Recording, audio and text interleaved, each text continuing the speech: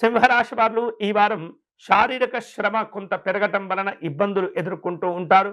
అధికమైనటువంటి పని ఒత్తిడి కావచ్చు, లేదా పరిస్థితులు ప్రభావాలు మిమ్మల్ని ఒత్తిడికి గురి చేసేటటువంటి సందర్భాలు కూడా ఉండే అవకాశాలు ఉంటుంటాయి.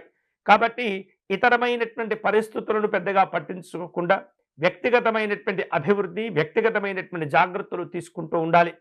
ఎక్కడో ఏదో జరిగింది కదా అని చెప్పేసి, ఎవరో ఏదో అన్నారు కదా అని చెప్పేసి మిమ్మల్ని మీరు ఎక్కువగా ఇబ్బందులుగా పడుతున్నట్టుగా ఊహించుకోవటం వలన సమస్యలు వస్తూ ఉంటాయి. కాబట్టి బయటి వ్యవహారాలు ఏమీ పట్టించుకోకుండా మీ వ్యక్తిగతమైనటువంటి కుటుంబ వ్యవహారాల్లో జాగ్రత్తలు తీసుకోవటం ద్వారా ఎంతో ఉత్తమమైనటువంటి ఫలితాలు పొందవచ్చు. అలాగే ఇతరులతో మాట్లాడే సందర్భంలో తప్పనిసరిగా ఓర్పుతో, సహనంతో వ్యవహరిస్తూ ఉండాలి. ఏమాత్రం కూడా మీరు ఆవేశపడకూడదు.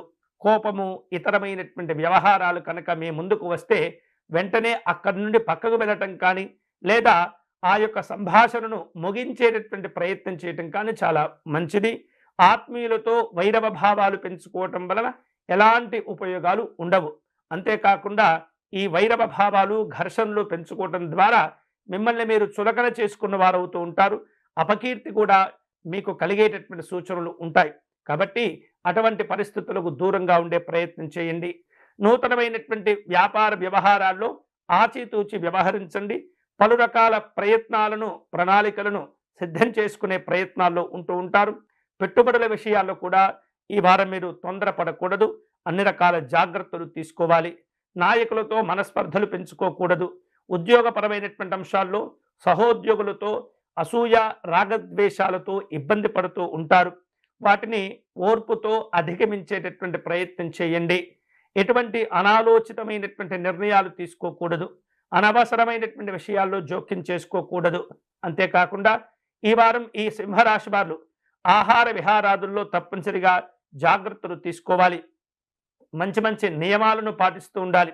ఇలా ఆరోగ్యపరమైనటువంటి అంశాల్లో జాగ్రత్తలు తీసుకొని నియమాలను పాటించడం ద్వారా శారీరక సంబంధమైనటువంటి రుగ్మతలను కూడా ఈ వారం మీరు అధిగమించగలుగుతారు.